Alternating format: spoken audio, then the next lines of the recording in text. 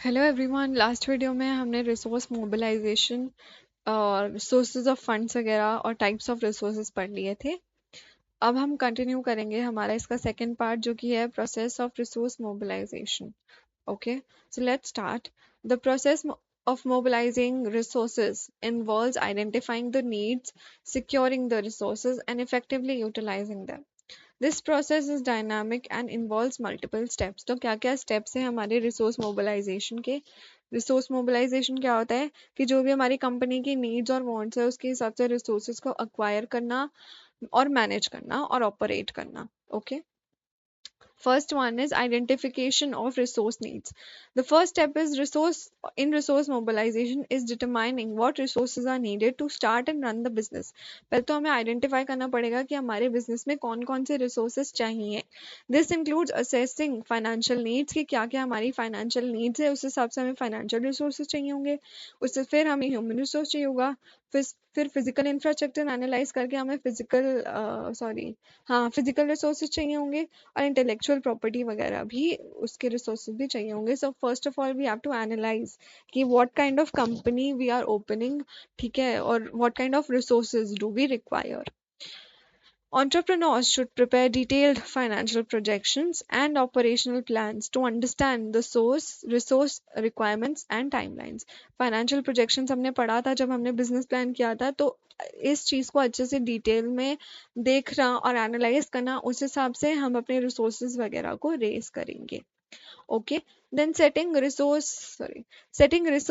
mobilization objectives. Clear objectives must be set for the mobilization process. These objectives should align with the business vision, goals, and strategic plan.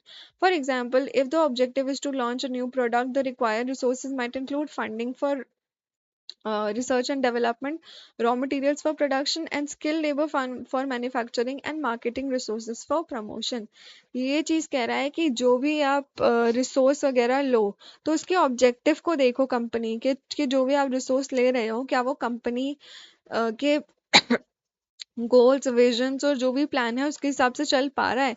जैसे कि अगर आपको कोई भी new product बनाना है तो आपको क्या क्या रिसोर्सेज चाहिए होंगे? आपको फंडिंग चाहिए होगी, ठीक है, रिसर्च एंड डेवलपमेंट चाहिए होगा, और नया प्रोडक्ट बना रहे हो तो इंटेलेक्चुअल प्रॉपर्टी राइट भी चाहिए होंगे, तो वो भी रिसोर्स हमें चाहिए। इंटेलेक्चुअल रिसोर्सेज भी चाहिए, रॉ मटेरियल्स भी चाहिए, स्किल लेबर भी चाहिए फॉर मैन्युफैक्चरिंग, और मार्केटिंग रिसोर्स वगैरह भी सब चाहिए। तो you have to analyse according to your objective that what kind of resource do you require. Okay, then comes resource sourcing, कि हम रिसोर्स कहाँ से लाएंगे। After identifying the needs, the entrepreneur must source the resources. This involves seeking capital, hiring skilled employees, securing raw materials, and obtaining intellectual property. ठीक है कि ठीक है, हमने डिसाइड कर लिया कि हमें इतना कैपिटल चाहिए, हमें ऐसे स्किल्ड एम्प्लॉयज चाहिए, हमें रॉ मटेरियल्स चाहिए, हमें इंटेलेक्चुअल प्रॉपर्टी राइट्स चाहिए। तो हम वो कैसे लाएंगे वो हमें देखना पड़ेगा। ठीक है, एंटरप्रेन्योर्स क्या करेंगे? सोर्सेज मतलब कहाँ से मिलेंगे हमें वो। ठीक है, ह्यूमन फाइनेंशियल रिसोर्स के लिए बैंक वगैरह में जाएंगे, इन्वेस्टर्स के पास जाएंगे, ठीक है, एंजल इन्वेस्टर्स हो गए, वेंचर कैपिटलिस्ट हो गए, क्राउड फंडिंग वगैरह, ठीक है। फिर ह्यूमन रिसोर्स चाहिए होगा तो हम एम्प्लॉयज़ वगैरह के पास जाएंगे, या हम कॉलेजेस और स्कूल्स में जाएं, सॉरी स्कूल्स तो नहीं, कॉलेजेस में जाएंगे, यूनिवर्सिटीज़ में जाएंगे, और वहाँ से हम जो भी हमारे स्किल्ड एम्प्लॉयज़ वगैरह हैं उनको लेके आएंगे। देन फिजिकल रिसोर्सेज चाहिए होगा लीजिंग, या हम खरीदेंगे या लीज पे लेंगे, या ऑफिस स्पेस चाहिए, और बहुत सारी ऑपरेशनल नीड्स की चीज़ें चाहिए। फिर है इंटेलेक्चुअल रिसोर्सेज भी चाहिए, क्योंकि आप एक नया कुछ भी नई चीज़ बना रहे हो। इनोवेशन तो एंटरप्रेन्योरशिप के साथ चलता ही चलता है, तो उसको आपको प्रोटेक्ट करने के लिए पेटेंट्स, ट्रेडमार्क्स और कॉपीराइट्स वगैरह भी चाहिए होगा। ठीक है, तो सोर्सेज मतलब कहाँ से आएंगे। Next है negotiating and securing resources. Once potential sources of resources are identified, negotiations are often required. This could involve securing loans from banks, offering equity to investors, or negotiating terms with suppliers for raw materials. इसका मतलब है कि बातचीत करना, ठीक है, कि हाँ ठीक है हम इतने से इतने समय में इतना लोन दे देंगे, बैंक को बोलना, बैंक से बातचीत करना, इन्वेस्टर से बातचीत करना, सप्लायर से बातचीत करना, कि बाई चांस आप अगर ट्रेड क्रेडिट पे दे रहे हो तो उसमें भी आपको बातचीत नेगोशिएशन वगैरह करना पड़ेगा। ओके, और सैलरी वगैरह दे रहे हो तो वो भी एम्प्लॉयज वगैरह को बताना पड़ेगा। Okay, then comes allocation of resources. Proper allocation of resources is essential for the efficient operation of the business. Entrepreneurs must ensure that resources are used strategically to maximize their effectiveness. इसका ये मतलब है कि proper allocation resources की अच्छी होनी चाहिए कि सब एक जगह आए अच्छे से एलोकेट हो। ऐसा नहीं हो कि ह्यूमन रिसोर्स नहीं ले पाए या हम फिजिकल रिसोर्स रह गया या कुछ भी, सब कुछ अच्छे से एफिशिएंटली ऑपरेशनली मैनेज हो जाए। ठीक है, दिस में involve budgeting financial resources for different businesses functions, assigning human resources to specific roles and prioritizing the use of intellectual property in key areas of innovation, कि बेसिकली अपनी company में जो भी रिसोर्सेज वगैरह हैं उनको एलोकेट करना। ठीक है, then come monitoring and evaluation. After mobilizing resources, continuous monitoring is required to ensure that the resources are being effectively used or not. कि आपने ठीक है रिसोर्सेज वगैरह रख लिए, कंपनी वगैरह स्टार्ट कर दी, एम्प्लॉयज वगैरह रख दिए, ह्यूमन रिसोर्स हो गया, मतलब फिजिकल रिसोर्स हो गया और फाइनेंशियल रिसोर्स सब हो गया, तो उसको मॉनिटर और इवेल्युएट करना भी ज़रूरी है कि आपके जो रिसोर्सेज हैं वो अच्छे से यूज़ हो पा रहे हैं या नहीं हो पा रहे, या कहीं कुछ गड़बड़ तो नहीं हो रही है। ठीक है, for example, monitoring sales growth to ensure that marketing and advertising funds are being used effectively. ठीक है, मॉनिटर करना किसको, सेल्स की ग्रोथ को, ताकि पता चले कि जो मार्केटिंग डिपार्टमेंट है और जो फंड्स हैं जो हमने लिए हैं वो अच्छे से यूज हो पा रहे हैं या नहीं। तो ये प्रोसेस यहीं खत्म होता है मॉनिटरिंग और इवैल्यूएशन तक। Okay, then writing a funding proposal. ठीक है, फंडिंग प्रपोजल क्या होता है? A funding proposal is a document that an entrepreneur submits to potential investors, lenders और financial institutions to secure financing for their business. जैसे कि हम बिजनेस प्लान देते हैं ना, वैसे ये फंडिंग प्रपोजल है। ठीक है, कि आप हमारी कंपनी में पैसे वैसे दो, तो ये एक पूरा डॉक्यूमेंट है जो कि हम किसको देते हैं, हमारे लेंडर्स, इन्वेस्टर्स और फाइनेंशियल इंस्टीट्यूशंस को। A well crafted proposal outlines that the need for funding, how the money will be used, all the business potential for success, and the expected return on investment. कि कहाँ कहाँ क्या क्या पैसे लगेगा और कितना रिटर्न आपको उस इन्वेस्टमेंट के लिए मिलेगा।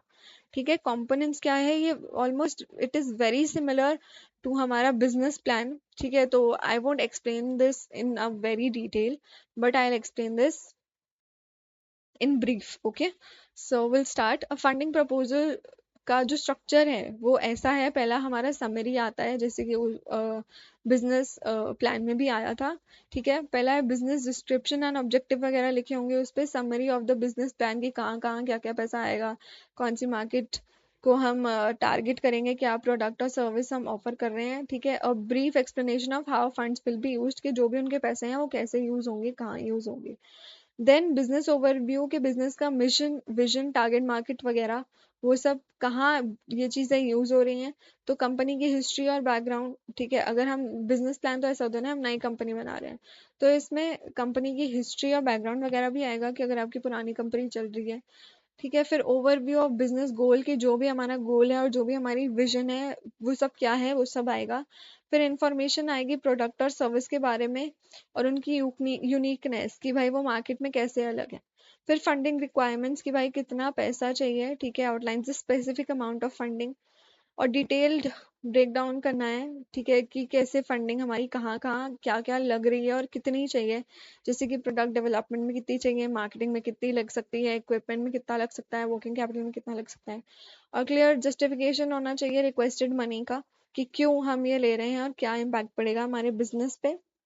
Okay, then expected financial outcome, कि अगर हम ये बिजनेस पे पैसा लगाएं तो कितना हमारा जो रिटर्न है वो आएगा और कैसे बिजनेस अपना जो भी लोन है वो पे कर सकता है। ठीक है, या डिविडेंड जो है वो पे कर सकता है। Then comes market research and opportunity. Then the investors need to know that there is a viable market of the business product on. अगर जो बिजनेस है, बिजनेस एक ऐसा प्रोडक्ट बना रहा है जो कि मार्केट में ऑलरेडी है, तो कंज्यूमर नहीं खरीदेंगे वो, तो बिजनेस क्यों फंड करेगा। तो मार्केट रिसर्च और अपॉर्चुनिटी वगैरह भी बिजनेसेस को लिखनी पड़ती हैं अपने फंडिंग प्रपोजल में। ठीक है, क्या क्या इसके की पॉइंट्स है, क्या क्या लिखना पड़ता है, कि size of the targeted market क्या है और ग्रोथ पोटेंशियल कितना है, कि कौन सी टारगेटेड मार्केट है। मेल्स, अगर कॉस्मेटिक्स वगैरह है तो फीमेल्स वगैरह हैं, मेल्स हैं, चिल्ड्रन हैं, बिल्कुल न्यू बॉर्न्स हैं, क्या है, कौन सा मार्केट आप टारगेट कर रहे हो। देन है कि customer segments and their pain points, ठीक है, analysis of competitors and businesses competitive advantage की मतलब कॉम्पिटिटर्स का एनालिसिस भी कि कॉम्पिटिटर क्या सामान बेच रहे हैं और हमारा सामान उनसे कैसा अलग है। फिर है मैनेजमेंट टीम के बारे में बताना है, लिखना है क्या है कि the strength of management team is the key factor in funding decisions. ठीक है, ये सेक्शन क्या हाईलाइट करता है कि एक्सपीरियंस क्या है, स्किल्स कितने हैं और रोल्स क्या हैं जो भी बिजनेस के लीडर वगैरह हैं उनके। तो जो भी की टीम मेंबर्स हैं जैसे सीईओ, सीएफओ, डिपार्टमेंट हेड्स वगैरह, उनका बैकग्राउंड के बारे में लिखना है, उनकी एक्सपर्टीज और उनकी क्वालिफिकेशंस वगैरह। ठीक है, फिर structure of the team management की क्या उनका स्ट्रक्चर है और क्या क्या रोल्स हैं और कैसे वो अपने रोल्स को बाखूबी निभा रहे हैं according to the business plan. ठीक है, देन एनी नोटेबल एडवाइसेस और मेंटर सपोर्टिंग द बिजनेस, उनके बारे में भी लिखना है कि कौन कौन से लोग हैं जो मतलब प्रोफेशनल्स हैं जो कि बिजनेस को सपोर्ट कर रहे हैं, गाइड कर रहे हैं। Then comes financial projections.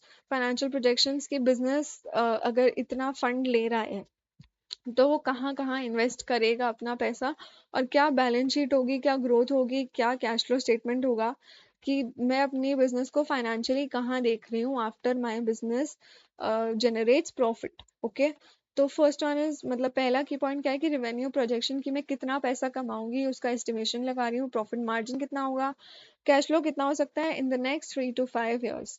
ठीक है, प्रोजेक्शन है, एस्टिमेशन है, ये एक्चुअल नहीं है, तो ये मेरा अंदाजा है। जिससे हो जाता है ना कि ठीक है आज मैं 100 डब्बे बना रही हूँ तो मैं अंदाजा लगा रही हूँ कि मेरे 200 तो बिक ही जाएंगे और मेरा प्रॉफिट जो होगा ना वो 10-20 हज़ार का तो होगा ही होगा।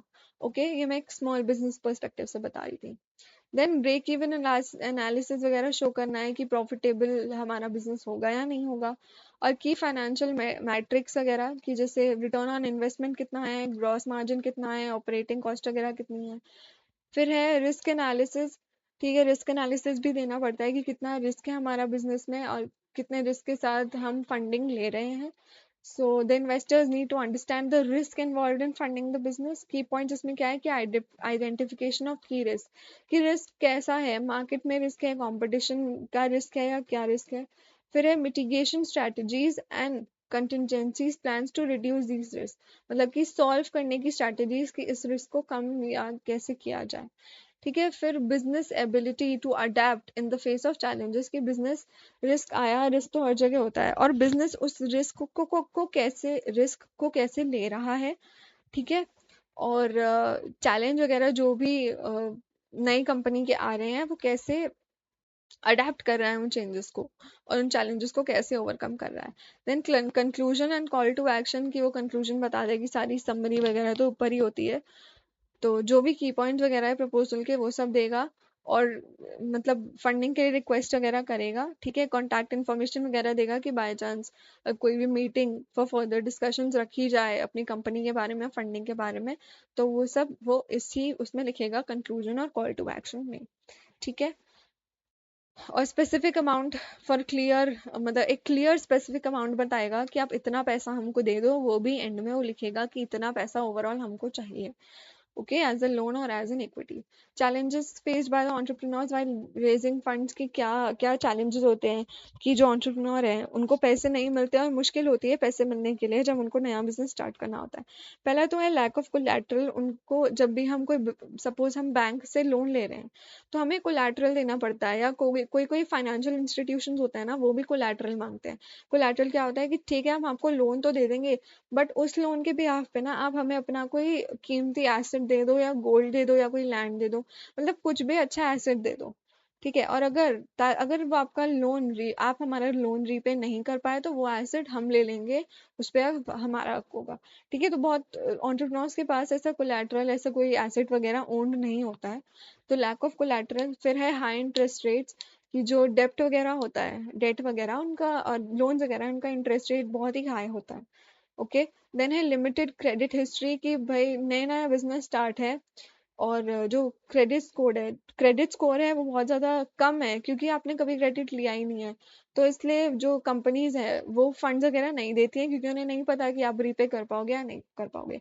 फिर आता है अनक्लियर बिजनेस प्लान, की बहुत बार ऐसा होता है कि बिजनेस प्लान में दिक्कत होती है, क्लैरिटी नहीं होती और बिल्कुल नया बिजनेस है, ग्रोथ पोटेंशियल पता नहीं और लोगों को नहीं लग रहा है बिजनेस चलेगा तो नहीं मिलता है आपको फंड। ठीक है, फिर है स्ट्रॉन्ग कंपटीशन। आज के टाइम पे हर ये चीज के लिए कंपटीशन है, एक छोटी से छोटी प्रोडक्ट के लिए भी कंपटीशन है।